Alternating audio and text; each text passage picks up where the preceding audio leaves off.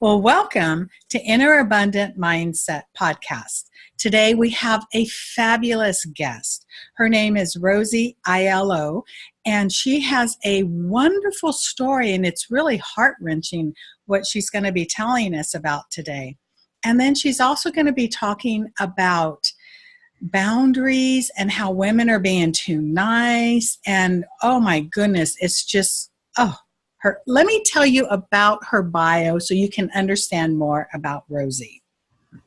So Rosie lived for nearly 25 years in her own personalized terror camp, being subject to her husband's financial abuse and psychology, emotional, and verbal onslaught, until she planned, and over 8 years ago, an international escape to save her daughter and herself from this insane abuse. Nearly mentally destroyed, she reinvented herself, and since arriving back in the United States, she started her own business and became a speaker, a best-selling author, and international award-winning entrepreneur. Wow, congratulations. Thank you. So Rosie and her daughter are now sharing their powerful story of escape, healing, and freedom in their upcoming memoirs called 11 Hours to Freedom. So Rosie now helps women fulfill their potential, find their worth and their voice, while helping them realize that they deserve to create a joyful life and be treated with kindness. Mm-hmm. Wow. Well, welcome. Oh, thank you so much, Jolen. It's just so great to be with you here. Well, I'm really glad that you're here, and I'm like, oh, your story is so impressive. I mean, I'd love to learn more.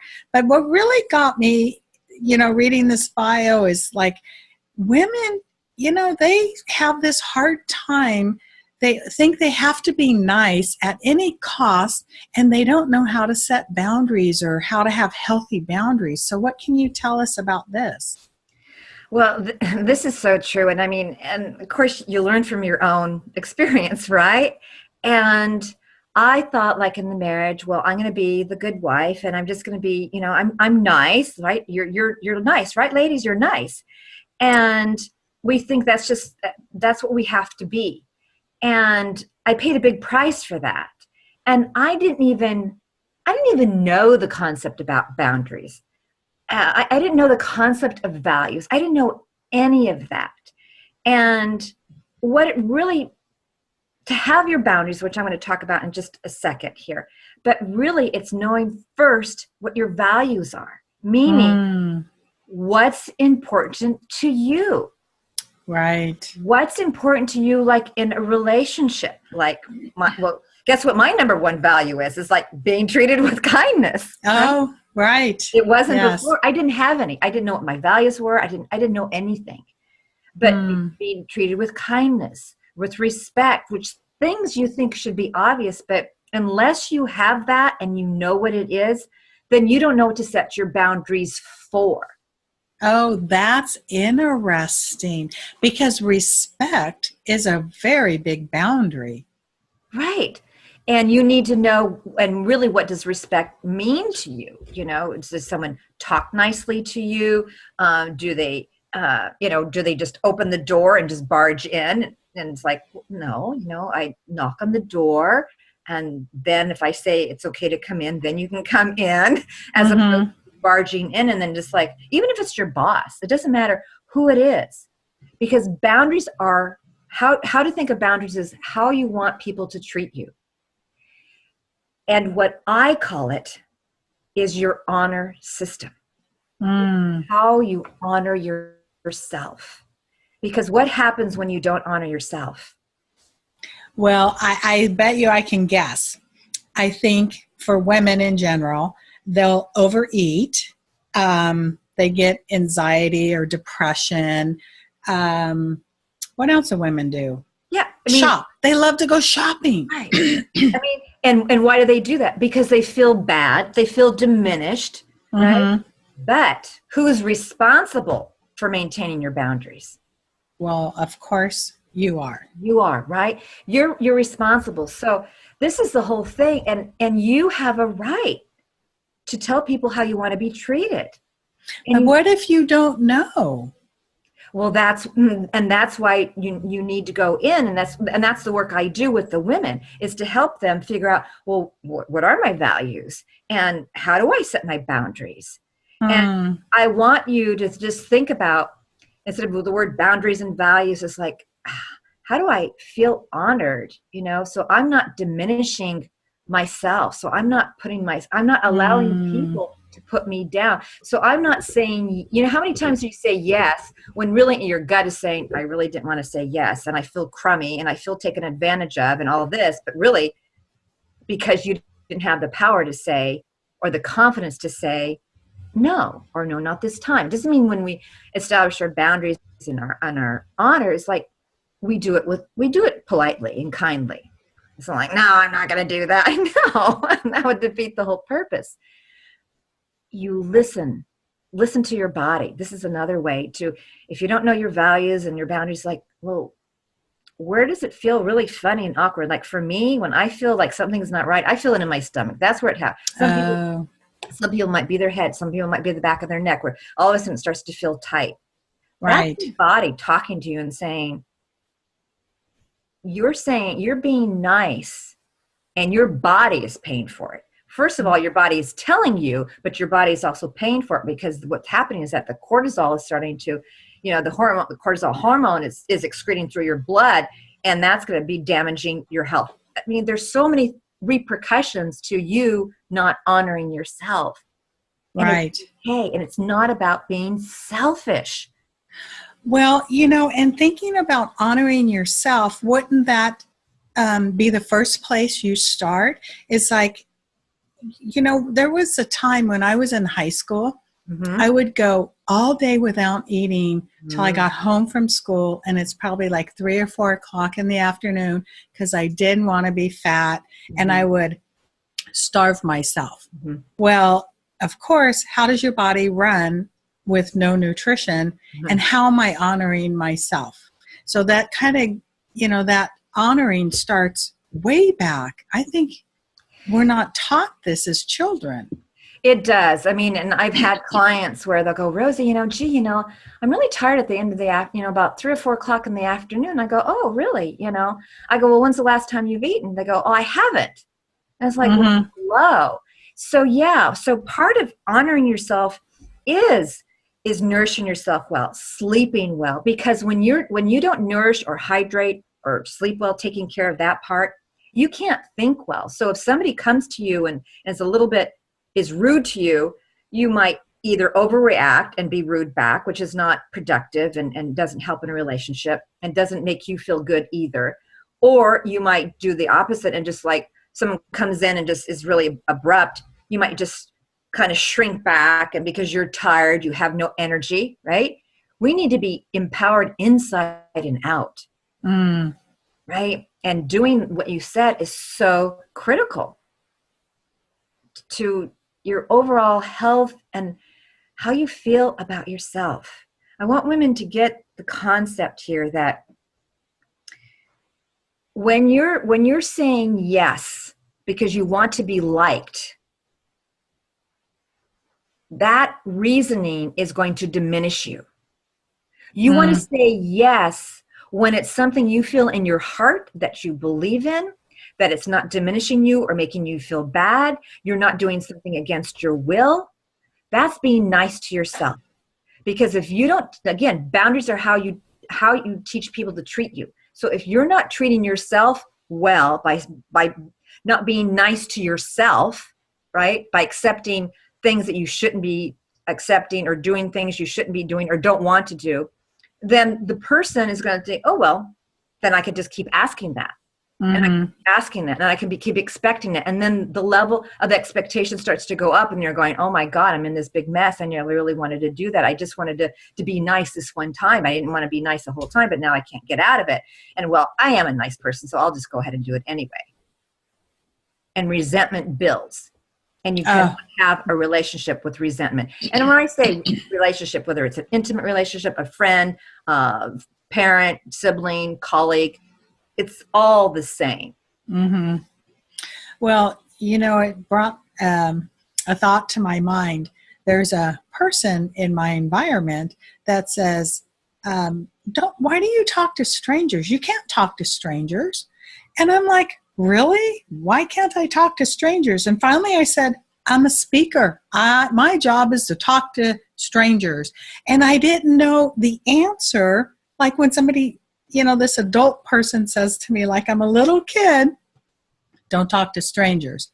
So, I mean, even some friends, what's with that? Well, what's with that is that they're projecting their own fears, their own beliefs onto you.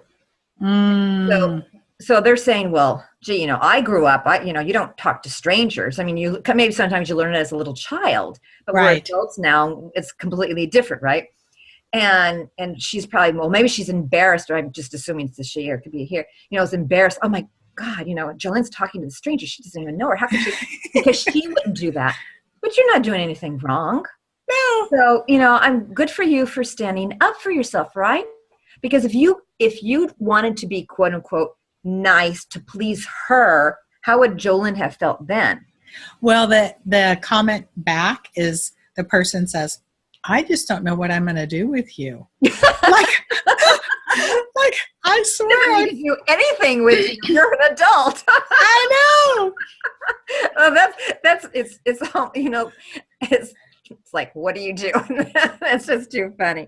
But by you honoring yourself, I'm a speaker. I love to talk to strangers. I love to talk to people around me. That's honoring yourself. It's honoring who Jolen is. Oh, interesting. Yeah, that's a perfect example. Okay. So, yeah, I love that. And then what about, let's say you have a friend that calls every day, and then all of a sudden, for some reason, out of the blue, phone calls stop, and you call your friend, and then all of a sudden, oh, I don't have time for you. And you're like, wow, what happened? So how would you bring back the feeling of value and worth, because you're thinking, oh, I have this great friendship, and now you're thinking, wow, I'm not important. So that goes into value and worth. Yeah, well, my first question would be, especially the tone of voice is like, well, they were calling you every day. Well, were you answering it because you felt obligated? Were you stopping your own work and what you were doing? So were you being nice because, well, that's a friend, I got to keep, answering her or whatever. Yes. So then what I'm feeling is that you weren't honoring yourself, not you, whoever was going through was not honoring themselves at that point. And then they feel like they've earned some, reciprocation. That doesn't work that way. See, that person was establishing their boundaries. When they said, oh, I don't have time to talk right now, they were establishing their boundaries. Oh, interesting. Mm-hmm. But the other person wasn't. Right. And feeling a little resentment. Well, I answered what, every time you called, but you could have said, no, I'm really busy right now. I can't. But see, this is all within you. You have to take that responsibility of deciding, I can choose to answer every single one of her calls because that's what I want to do. And I have the time, whatever. But if I call and she says she's busy, then she's establishing her boundary and I have to respect that. There's no, if we establish relationships on, accounting systems, it's not a friendship, right? Mm-hmm. But if you were, if that person was answering the phone calls and really didn't, was just like acquiescing, feeling bad, and like I really don't want to do this, then that person needs to say, I need to manage my own boundaries and say, I just can't talk to you this time or not to answer the phone. And doesn't that go into time? Because we're all so busy. So we don't really put boundaries around time. We get caught up doing things for other people, don't we? Very much so. And again, it's like, what are your priorities? Like for me personally, during the day, my phone is always on mute. I have it off. And I can hear if it rings, and I might glance over. If it's a number I don't recognize, in other words, it's just a number, I never answer it. It goes into voicemail. If it's somebody I know, and if I'm in the middle of a project, I don't answer it. I don't answer text messages. I block my time. Okay, this is the time for my writing or doing emails or whatever. Because if you keep splitting your time because you think, oh, well, just because they're writing to me, like even an email, oh, I need to respond immediately, they can ask whatever they want. You have to set your own boundary. You have to say, okay, I don't need to respond right away. I can respond when it's convenient for me, when I'm fully present. And isn't that the way you want to be when you're with somebody? You want to be fully present. But if you're in the middle of a project, you pick up the phone because you think you should, because, oh, that's who I am. I'm nice. When somebody calls, I always answer it because I want everyone to think I'm nice and I'm always available, which I don't advocate at all. Don't always be available. It's, then that resentment builds up. Oh, shoot, now I didn't get my work done. Or I broke the flow of my work, right? Right. You're in the flow. You let that, you picked up that phone. Now, there's always exceptions. You want to be aware of it. You want, when the phone rings, you want to consciously say, okay, am I in the middle of the project and I want to be disturbed? Is that somebody I know, and we've been playing phone tag for a week, so I know I'm in the middle of the project, but I'm going to answer the phone call because of that. But these analyses have to be done in split seconds because what is it? Every 10 seconds the phone rings or whatever. I don't remember what it used to be. Remember, you had like a minute before it would go hang up. But we have to stop, and this is all about establishing your boundaries. So I know in your bio it said that you went through a lot of verbal abuse and criticism, let's call it. So that, my thought on it is, we hear it on the outside like this, but after a while we start taking it in and we start believing it's true. Right. So how does one stop the self-abuse? Yeah, this is really great, Jolen. I mean, and this is, a struggle that, I know I've had. Actually, when I came back, it's like, here, God, I was abused for like 25 years. And then now I'm abusing myself by telling me, oh, you're not good enough and you're bad and you're stupid. And in fact, just this morning, I was talking to some friends at a mastermind, and she had a blue dress on, and we were talking about people who are just, who are abusers and stuff like that. They'll say, she had a blue dress on. They'll say, well, you have a red dress. You have a red dress. You have a red dress, and it's like, really? It looks blue, but no, you have a red. So until you finally believe it, right? It's ingrained in you.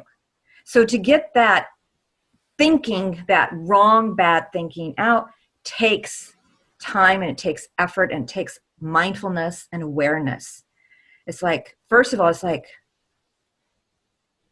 I'm not enough. I mean, how many women feel that? This is the common one. I'm not. I go through that. It's a wave. Right. I'm great too. I'm not enough. I know. And then it's like you have to give yourself a little extra. Rosie, you've done a lot of great things. Maybe at this moment you're feeling kind of low, but that's not who you are. Oh, that's a good sentence. It's not who you are. Right. It's not who you are. It's just what you're thinking. Right. But it's not who you are. Just like, she wasn't wearing a red dress. She was wearing a blue dress, but you think it's been, pounded into your head. So you think, well, they know better. And this is the other key thing. I'm really glad you're bringing this up, because I have a really strong feeling about this. Women, have a tendency to isolate themselves. If you're, being in an abusive relationship, you're already isolated. But we think, I'm not good enough. I'm not smart enough. I'm not. And then the shame kind of imprisons us. Yes. And it's such a big mistake, because I lived in that marriage for 25 years and nobody knew, except for like my brother and my two best friends. And they didn't even know until I'd been married 18 years. I was so ashamed. And it's like, and then once I let everybody know, I got all this support. Oh, isn't that nice? So I thought, geez, your mind manufactures all this technical language called crap. Right? We just manufacture it. So I'm asking people who are listening, talk to somebody, but talk to somebody who you know is going to support you in this, because not everyone's going to get it. And then you feel like, oh man, then you start to go back in your hole again. It's the wrong thing to do. But don't keep it to yourself. Tell a coach or a trusted colleague or somebody, who believes in you. And you can test that, because when you tell them and they don't believe in you, then just don't even continue the conversation. Go to somebody else. Don't give up. Don't give up. And don't they have groups? Some support kind of groups or something? Well, there are all kinds of groups. And, I have my meetups in San Diego where we do a lot of work. We talk about self-confidence, and we talk about how to really share your voice and stand in your own truth. Like the example of the red dress and the blue dress. It's like, well, I'm sure it's blue. No, I said it was red. And they say it was such, declaration. Then you start to doubt yourself. No, you know the truth. You know you've been mistreated. You know you've been abused. You know it. But everyone is trying to dumb you down, call you names, and put you down. And so then you start to have this weak foundation in you. Well, maybe I am crazy. Maybe that really didn't happen to me. And that's what makes, women go crazy. And it's so sad, because I want to say, I believe in you. I believe in you. And that's important, to have somebody else believe in you and know what you're going through. Yeah. And know what you're going through. And being nice, so like being nice does not mean you're being mean. When you can honor yourself, be respectful, and show up strong and empowered, as opposed to being nice and giving up your power, caving in, and feeling diminished and small. So if somebody is coming at you and they're saying something critical, and it could be as much as a simple sentence like, well, you should have taken the trash out. I mean, that's a simple and has some intonation to it. How could you come back in your power instead of being really nice and go, oh, sorry, I'll take the trash out? See, sorry is another thing women do a lot. Right. Sorry. We're always apologizing for everybody, right? We're apologizing for everybody. And we don't need to apologize for everybody. And you need to, I'm going to say, you need to pick your battles. And, if this is an intimate relationship, imagine if it's garbage. Well, it's what came into my mind. Well, yeah, but I mean, the whole house is stinking, and it's your fault, right? Right. It goes beyond that, right? Right. And or it's always your fault. You cannot ever do anything right. Always your fault. And and you can say, that's an interesting point of view. Oh. That's an interesting point of view. That's his or her point of view. It doesn't mean it's truth. This is another important thing for people to understand. Just because somebody says something doesn't mean it's the truth. Oh, that's a good point. It's how we take it in. Yeah, it's how, their perception of it and your perception of it. So just like, that red and blue dress, it's like they're saying it's red. That's their perception. It's blue. So just because they say, and they say it like, you're stinking up the whole house, like that, right? Because you didn't take out the garbage, right? Well, that's your point of view. And not to engage in these kinds of conversations that won't go anywhere. You got to be really careful about those. People who are, narcissistic, they won't hear you. So it's better to, stand in your ground, not be taken over by their comments, not to believe in them, that they're projecting. They're just massive projectors of how they're feeling and how they're thinking. And what they say doesn't mean it's the truth. What they say doesn't mean it's the truth, especially when it's about you personally. Right. I was married to a narcissistic man, and I'll tell you, that was a hard 22 years. Right. Hard labor. I know Oh you, my girl.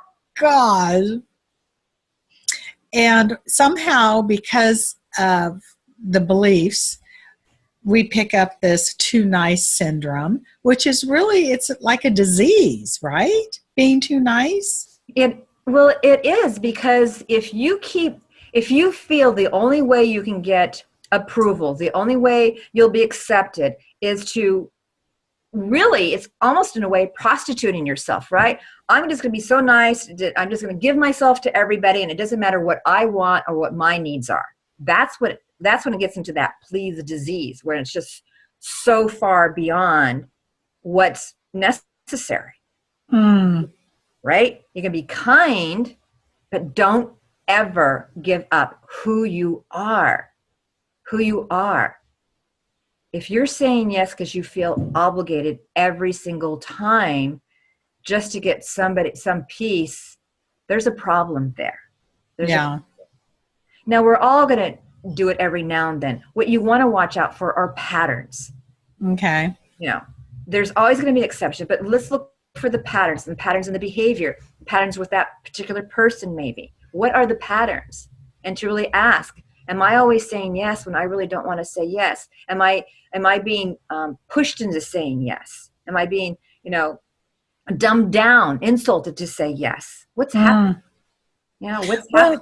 And another thing I've noticed in my life is sometimes I'm not even aware of my emotions. Mm-hmm. Like, it might take me a day or two to realize, oh, I was mad, or that wasn't right, because I turned my emotions off, or I shut my awareness down, whatever you want to call it. Just didn't even know I had a right to get mad, or What can you say? Stand up for yourself. And that's why we're having this conversation. This is exactly it, because I get that, I felt the same way. It's just like, oh, I have values. I need to know what my values are. I can set boundaries. I don't have to say yes every single time. I need to honor myself and, be respectful who I am. So I don't feel diminished, because if I feel diminished, that's a red flag. Something is wrong. That is a good point right there. And then you would feel it in your stomach, because your body they might feel. I feel in my stomach. People need to understand. They need to know where they feel it. It could be any part of their body. Mm-hmm. Yeah, that's a warning sign. Those are red flags that we need to listen to and then act upon. Mm-hmm. And if somebody is afraid, that's when they need to talk to somebody, a coach, like myself or you, or, a trusted person who knows about this. Mm-hmm. And I think in my experience, friends are nice, but they may not be well versed in the subject to be able to give advice. They might be able to be a good ear, but they might direct you in the wrong way. I've seen this. Yeah. And I think friends are good for friends, but not when it comes to this kind of stuff. It just hasn't worked for me personally. Right. So if somebody wanted to get a hold of you, could you let them know about your website? Well, yes. And what I want to do is I want to offer them, because this is another critical, and it all ties together. This is a little gift I have for them. It's called 11 Steps to Confidently Ask for What You Want. Oh, I want one of those. Well, I'm going to tell you where to get it, girl. Okay, I'm game. You go to, it's 11 Hours to Freedom. That's the number 11, 11hourstofreedom.com/gift. So it's 11hourstofreedom.com/gift. And you're going to get, it's a great little booklet that takes you through all the steps to really how to ask. Because a lot of women, first of all, they don't know how to ask. Sometimes they don't even know what to ask for. Right. And like I just sort of discovered this the other day. It's kind of funny. I got the ask kicked out of me because I was so put down. I could not ask my husband a question. I couldn't ask him for anything. So I've been learning, since I arrived back to the United States, how to ask. And it's like, oh, wow. And when you ask, people can actually say yes. Well, glory be. And so I put this all together, what I've learned. And then in it, number 9 is a special sandwich ask strategy. So it is just, this thing is really powerful. I love it. So that is such a wonderful gift that will help so many women. And even if they haven't gone through such a traumatic event, it would help them in life in general, just to learn how to set boundaries, how to ask for their wants and needs, and to learn how to honor themselves. Absolutely. This is exactly it. Because it doesn't matter, and whether you're a stay-at-home mom, you're a professional, you're an entrepreneur, this is for everyone. That is wonderful. So before we wrap up, do you have, do you have one tip that you could share with our listeners that you think would help them or support them in some way? Well, I'll take it from my ask list, just so we can kind of get that going here. And one of them, and this is something, and I want to share this one because it's really, it's like, I need to work on it too. And when we have all this energy when we're going to ask for something, especially, if we're going outside of our boundary, it's like, oh my, your heart's beating, you're sweating, stuff like that. So before you do that, just kind of expect and feel the fear. Just expect the fear. So when it happens, when you're going to be asking that person that question, it's like you get all flabbergasted, and then you back down. It's like, oh my God, I'm too scared. Just right. Like, no, this is part of the process until you start to feel comfortable. So just like, okay, because if you don't expect that it might come up, then you might you won't say the ask. You won't ask the ask because you're going, oh, I'm too afraid. It's like, no, that's just part of it. Oh, okay. And you'll feel more empowered. I love it. Wow. You can use that in any situation, relationships, work, with the kids. Well, you wouldn't get nervous asking the kids, but Well, if you're 4'11" and your son is like 6 foot and being a little aggressive, like, I was like, you can stand on a chair. There you go. Outshine your children. Wow, I really appreciate this, Rosie. I loved all your insights in this conversation, and congratulations for escaping. And I can't wait to hear about your book, 11 Hours to Freedom. That is going to be a fabulous book. Thank you. We're really excited about it. Our goal is to help women and children around the world, and we're doing our part. We're hoping to do our part. No, you are. You're doing a great job. Well, thank you so much for being on the show. Oh, thank you, Jolen. You're fabulous.